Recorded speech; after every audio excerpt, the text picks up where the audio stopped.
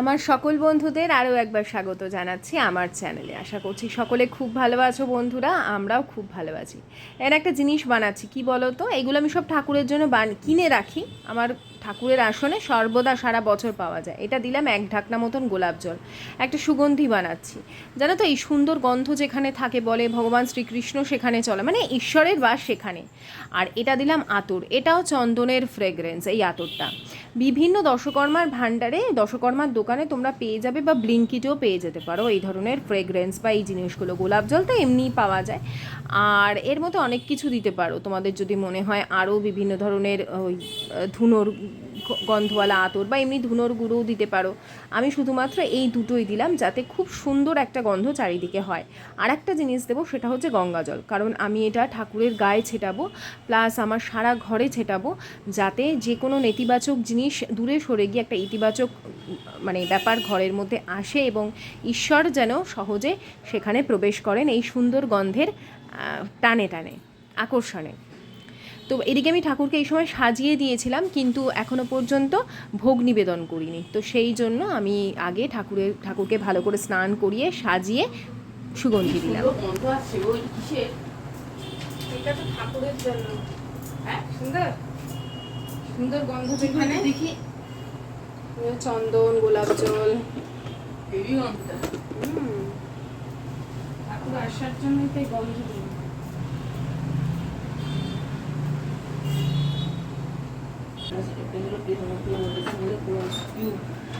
In that it is a 3D shape with 6 sides. Cylinder is a 3D shape that has a face that is circular in shape and a single surface with. দুয়ারের সামনে, মানে তোমার ঘরের দুয়ারের সামনে একদম সেই জায়গাটা অবশ্যই বেশি করে দিও। আমার তো যেহেতু বাড়ি, আমি চারিদিকে একটু একটু করে ছড়িয়ে দিয়ে দিতেই পারি।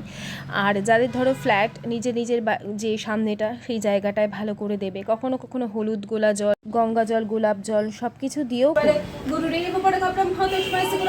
অখণ্ড মণ্ডলাকারং ব্যক্তং যেন চরাচরম তৎপদং দর্শিতং যেন তস্মৈ শ্রীগুরবে নমঃ। অজ্ঞান অতিবিরান্ধস্য জ্ঞানঞ্জন শলাকয়া চোখ।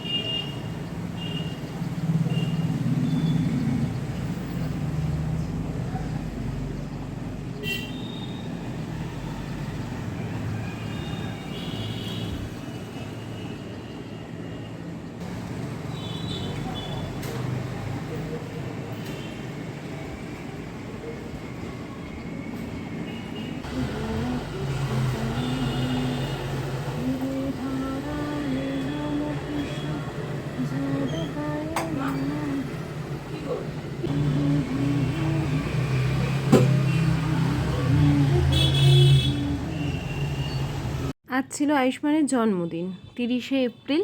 প্রত্যেক বছর এই দিনটা স্পেশাল থাকেই। সকাল থেকে রান্না বান্না, 5 রকম ভাজা, পায়েস, সব কিছু রেডি করা। মা সকাল সকাল এই দিন চলে আসে, বাড়িতে লোকজন আসতেই থাকে। বড় করেই জন্মদিন করেছি ওর বরাবর, কিন্তু এই বছরটা তো আর হবে না। এবছরে আমাদের পায়েসও করতে পারবো না, কেকও বানাতে পারবো না, বা কেক কাটতেও পারবে না। আর এই যে কোনো রকমই সেই অর্থে যে কোনো রান্নাবান্নাও হবে সেরকম কিছু প্ল্যান ছিল না। যে কোনো প্ল্যান ঈশ্বর তৈরিই করে দেন। আর এই যে আমি মানে ধুনোর গন্ধ দেওয়া, যেটা আমি প্রকৃতির উদ্দেশ্যে জ্বালাই, সেটা এখানে দিয়ে দিচ্ছি। আর এই যে সুগন্ধটা, এটা চারিদিকে ছড়িয়ে পড়ে, মানে পুরো আমাদের বাড়িটা যেন সম্পূর্ণরূপে এই সুন্দর গন্ধের দ্বারা একদম মানে মোহিত হয়ে থাকে। এত সুন্দর লাগে। ঠাকুরের কাছে তো যাই, তার সাথে সাথে নিজেদের বাড়িটা যারা মনে হয় একটা অন্যরকম পবিত্রতার ছোঁয়া। আর আমি না আমার ঘরদোর খুব পরিষ্কার পরিপাটি রাখতে ভালোবাসি, মানে এক্সট্রা কিছু কিনবো না, কিন্তু ঘরের ধরে জামা কাপড়, অনেকে তো মানে দেখবে অনেক সময় আমাদের ইচ্ছে করে না ভাঁজ করতে, কিন্তু সেগুলোও সুন্দর করে রাখা, ঘরে প্রত্যেকটা জিনিস জায়গা মতন রাখা এবং ক্লিন রাখা সর্বোপরি, সেগুলো আমি তো ভালোই বাসি। আর তার সাথে সাথে এরকম সুগন্ধ দিয়ে ঘর দোরগুলো ভালো, কেউ এসেই বলবে বা তোমার ঘর থেকে বেশ সুগন্ধ বেরোচ্ছে, তো এইটা আমার খুব ভালো লাগে। যাই হোক, চলো কেমন করে ঠাকুরকে সাজিয়েছি তোমাদের একটু দর্শন করিয়ে দিই। আর এই যে দেখো বড় বড় যে মানে ঠাকুরের থালা, এই থালা গ্লাসগুলো দেখছো না, এগুলো একটু কালচে হয়ে গেছে। আরও বেশ কিছু থালা গ্লাস আছে যেগুলো এখনও পরিষ্কার কালচে হয়ে গেছে। অবশ্য আমার কাছে পিতাম্বরী আছে, একটু মেজে ঘষে রাখলেই করা যায়, কিন্তু আমাদের জলটা এত আয়রন কিছুতেই পরিষ্কার আর রাখতে পারছি না। চলো এবার একটু ওপরে গিয়ে ব্রেকফাস্ট করে আসি। গুড মর্নিং না, 12টা বাজে। আমি পুজো দিতে শুরু করলাম 10:30 কি তারও আগে, 10টার মধ্যে আমি স্নানে, কাঁচা ধোয়া ছিল, কিছু কাঁচা ধোয়া করলে আমি মা জামা কাপড়গুলো নিয়ে এলে ভালো হতো, মেলে নিতাম।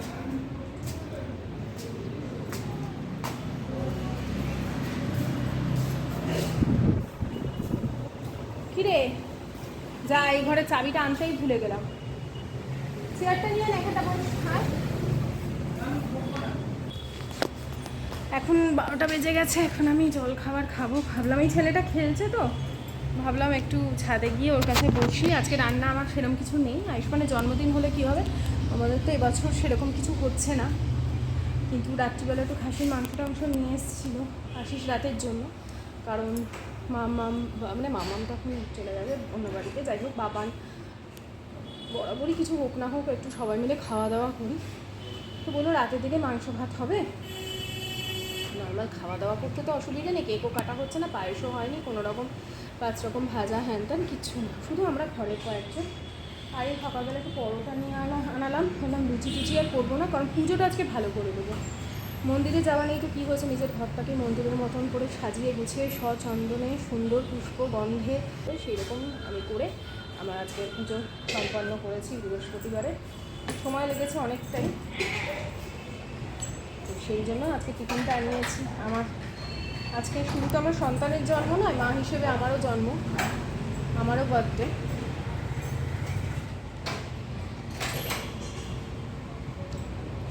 সন্তান মনে রাখুক না রাখুক, আমার তো মা হিসেবে তো আমার একটা কর্তব্য করে যেতে হবে আজীবন। আমি ওর কাছে কোনো রকম এক্সপেকটেশন রাখি না, কারণ অনেক কথা শিখেছে, অনেক কিছু বড় বড় কথা বলতে শিখে গেছে। যে ছেলে আমার 3 বছরের পরে কথা বলতে শিখেছে, লোকে কত কথা বলতো, ছেলে ভালো করে কথা বলতে পারে না, ছেলে ভালো করে হাঁটতে পারে না, 3 বছর ক্রস করে গেছে তখন। আর সেই ছেলে এমন কথা বলতে পারে মাকে। কেন চুপ কেন, দেবেই না ভিডিও, তুমি জানি আমি অবশ্যই দেবো। মুখ ব্যাগ বানাচ্ছি। দেখো দাদার দোকান দিয়ে চা আনালাম, ভাঁড়ের চা। সকালে একবার দুধ চা তো খেয়েইছি, আবার এখন একবার বাবুকে দিয়ে মানে আয়ুষ্মানকে দিয়ে যা এক ভাঁড় করে চা নিয়ে আয়, আমি আর ছেলে খাচ্ছি এখন চা। আমার ভাসুর চাটা খুব ভালো করে, চিনিটা একটু কম দেয়, মানে একদমই কম দেয় চিনিটা, কারণ অনেক সুগার পেশেন্ট থাকে, সবাই যাতে খেতে পারে। অনেকে চায়ের চিনি দেয় না, ক্যাটক্যাটে চিনি এক একটা দোকানে, আর ঘন দুধ দিয়ে একদম প্রপার চিনি টিনি দিই, আর একদম ঘন দুধ দিয়ে, মানে কোনো ফাঁকিবাজি চা নয়, যা হোক একটা বিক্রি করে দিলেই হলো। ওরা আমার জল তো একদমই দেয় না। ওই জন্য চায়ের সেলটা আছে খুব। আমাদের বক্তব্য কি জানো তো, টাকাটা একটু বেশি নাও কিন্তু ভালো জিনিসটা দাও, তাতে 2-3 টাকা, চায়ের ক্ষেত্রে বলছি 2-3 টাকা হোক বা 4 টাকা, এক একটা দেখবে দোকানে দারুণ চা করে, 20 টাকা দিয়েও সেই চাটা খেতে ইচ্ছে করবে। আমার তো অন্তত তাই মত। এটা কিন্তু 20 টাকার চা না, যা হ্যাঁ 20 টাকার ভাড়ে দেয়।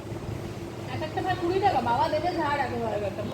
সত্যি সত্যি 10 টাকা করে, পোকা পোকা কথা বলিস কেন? বাবা বলবে আমরা 40 টাকা 2 ভাত চা নিয়ে এসছো, তোমাদের চা খাওয়াই বন্ধ করে দেবো। ছোট্ট বারটা 10 টাকা, এটা 20 টাকা। কখনোই দেবে না যা 20 টাকার চা। আমি বললাম বড় ভাড়ের চাটা দাও। দিদি তোর কাছে পয়সা আছে তো, পয়সাটা দিয়ে আসবি চুপচাপ দিয়ে। জন্মদিনে পেয়েছিস, দিদা দিয়েছে, দিদাই দিয়েছে 1000 টাকা।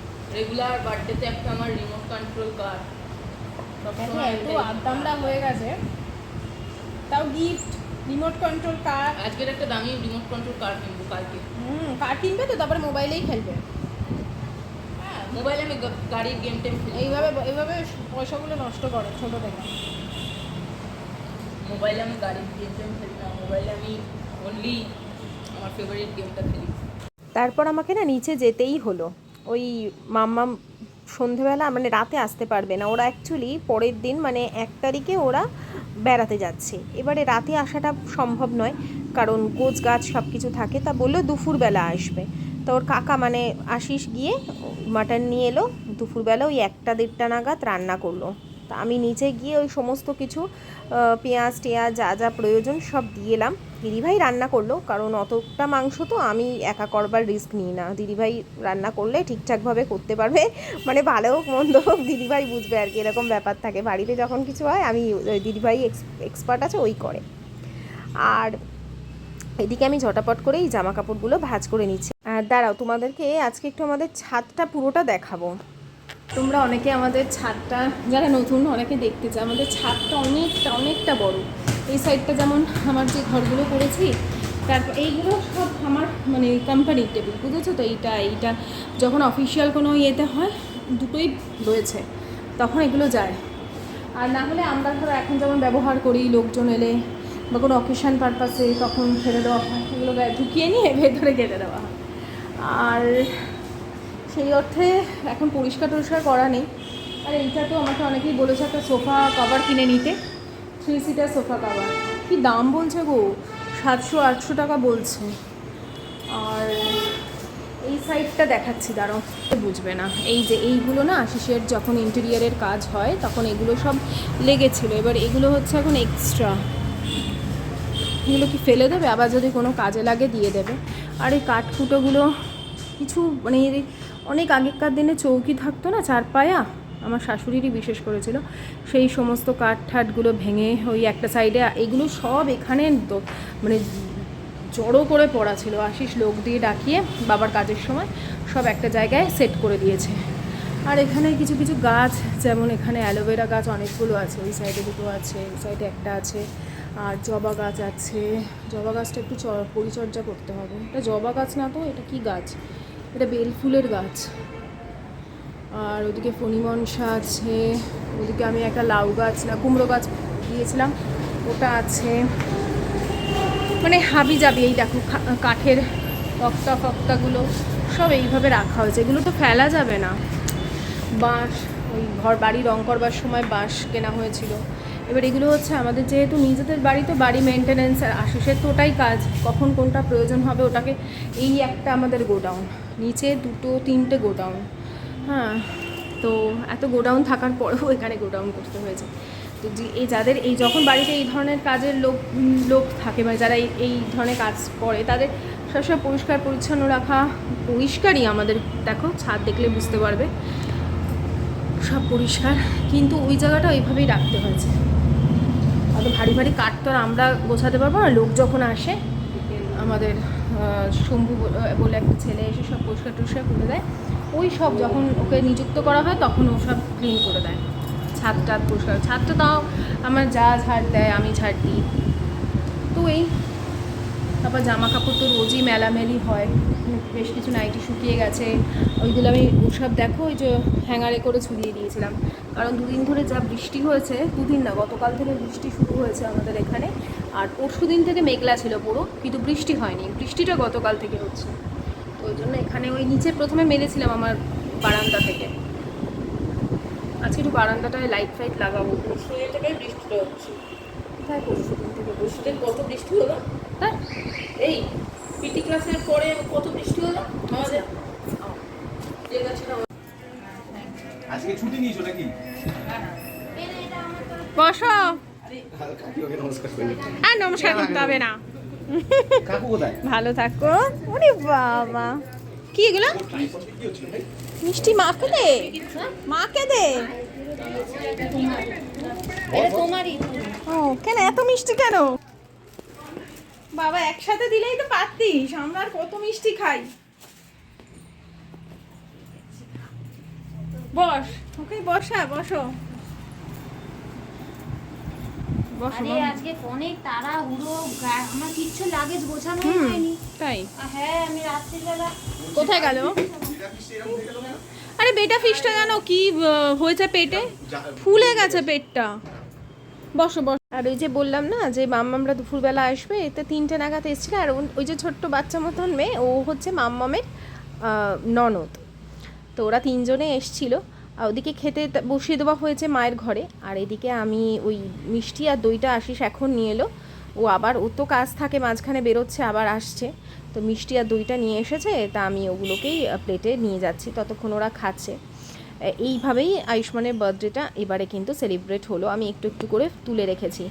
আর দেখো, আমি কিন্তু ক্লিনিং ভিডিও প্রত্যেক দিনই বলতে গেলে দিই, মাঝে মধ্যে একটু অন্যরকম ভিডিও দিলে কোনো ক্ষতি নেই। আসলে একজন বন্ধু গতকালই আমায় কমেন্ট করেছো ডিপ ক্লিনিং ভিডিও দিতে, কিন্তু আমি যখন ক্লিনিং ভিডিও প্রপার একটা ব্লগ দিই, রুটিন দিই, কিন্তু সেই ভিডিও কেউ দেখে না।